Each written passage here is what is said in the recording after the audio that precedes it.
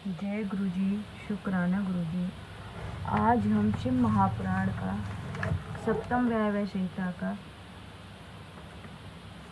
उत्तरार्ध का तीसरा अध्याय पढ़ने जा रहे हैं। वायु द्वारा श्री कृष्ण को उपदेश। ओम नमः शिवाय।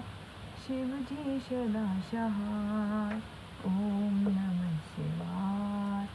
गुरु जी सदा सहाय। ओम नमः शिवाय। शिव जी सदा सहाय।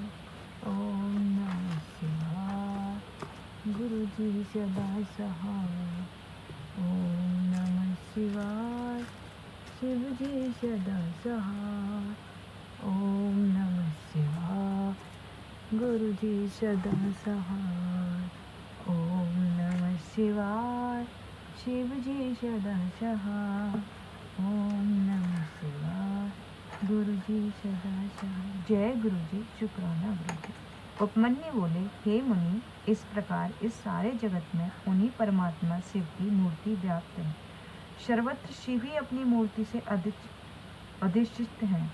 उन अभिम आत्मा को से कुछ छिपा नहीं है, वह सब कुछ जान रहे हैं। ब्रह्मा, विष्णु और रुद्र ये उन्हीं महिषासुर की उन्हीं की मूर्ति है, जिनसे यह सारा संसार जगत विस्तृत हो रहा है। इन तीन से उन शिव की 5 मूर्तियां हैं और उनसे सारा जगत व्याप्त है। ऐसा कुछ नहीं है जहाँ वह व्याप्त ना हो। ईशान पुरुष, घोर, वामदेव, सगोजात, ये उन ईशान की 5 मूर्तियां हैं जिनसे जगत परिचित है।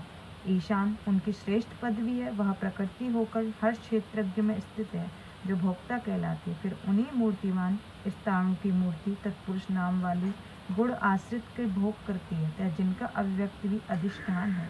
वही धर्म आदि 8 अंगों से युक्त होकर शिव जी की बुद्धि तत्व में अत्यंत पूजित होकर अघोर मूर्ति स्थित रहती है। तब विधाता और वामदेव मूर्ति नाम का अहंकार में स्थित रहने वाली है। इस प्रकार सजोजात मूर्ति भी अमित तेजस्वी और बुद्धिमान मन में स्थित रहने वाली कही जाती है, जो स्रोत, वाणी और शब्द की विभु है। जो आकाश में ईश्वरीय मूर्ति, उसे पंडित जन ईशा कहते हैं। ऐसे ही त्वचा और पाणी स्पर्श वायु जो ईश्वरीय मूर्ति, उसे ईश्वर कहते हैं। और चक्षुश्रवण में अग्नि के रूप में सिर में अघोर मूर्ति, इसे ही रसना, वायु, रस और जल की ईश्वरी है। वामदेव नामक मूर्ति जो प्राण उपस्थित गंध और पृथ्वी की अधीश्वरी है, वही सजोजात मूर्ति कहलाती है। उन देवों की ये 5 मूर्तियां हृदय से कही जाने योग्य हैं। मंगल के इच्छुकों को यह सदैव मंगल करता है। और इसी प्रकार उन 5 देवों को 5 या 3 पहले की 8 मूर्तियां हुई। जैसे सूत्र में मणि प्रोई रहती है, वैसे ही एक विश्व में ओत प्रोत है। इस प्रकार सर्वभव, रुद्र, उग्र, भीम, पशुपति, ईशान और वामदेव, यह भी उनकी 8 मूर्तियां हैं, जो पृथ्वी, जल, अग्नि, वायु, व्योम, क्षेत्रज्ञ, अर्थ और निशाकार अर्थ चंद्रमा में कल्पित है। तभी तो यह पृथ्वी चरात्मक जगत कारण है, क्योंकि वह शिव और शिवात्मक मूर्ति है। ऐसे ही जलात्मक सारे जगत का जीवन ब्रह्मा अव्यंतर जगत की प्राप्ति है, उनकी तजोमयी शुभ मूर्ति है। इसमें जो कुछ घोर रूप है, वह ईशान की रुद्र मूर्ति है। और जो सारे जगत को इस पर नंदन कर रही है, वह उनकी वायु मूर्ति है। जो सारे जगत का भरण पोषण कर रही है, उसे उग्रता उनकी उग्र मूर्ति है। आकाश सबको अवकाश देता है, इससे वह उनकी आकाशमतकता मूर्ति है। सबके अंत कारण में जो सर्वात्मा होकर स्थित है, वही क्षेत्रज्ञ मूर्ति है, जो सब जीवों का पास काटती है। वह शिव की पशुपति मूर्ति कहलाती है। वह सूर्य के नाम से सारे जगत को प्रकाश देती है। ईशान मूर्ति स्वर्ग में विचरती है। जिन चंद्र किरणों में जगत तृप्त होता है, वह महादेव की महादेव मूर्ति कहलाती है। और जिनमें 8वीं मूर्ति व्यापक नाम से कही गई है, वह शिवात्मक है। इसी से सब एक वृक्ष जड़ सींचने से उसकी सभी शाखाएं फूल फल देती हैं।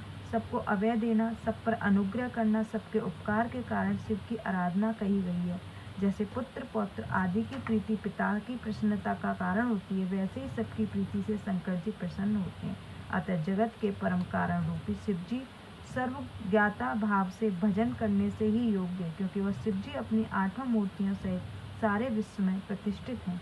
इति शिव महापुराण सप्तम वायव्य संहिता का उत्तरार्ध का तीसरा अध्याय समाप्त। जय गुरु जी, शुक्राना गुरु जी, अनंतम अनंतम शुक्राना गुरु जी महाराज। ओम नमः शिवाय। शिव जी सदा सहाय। ओम नमः शिवाय। गुरु जी सदा साथ। जय गुरु जी, शुक्राना।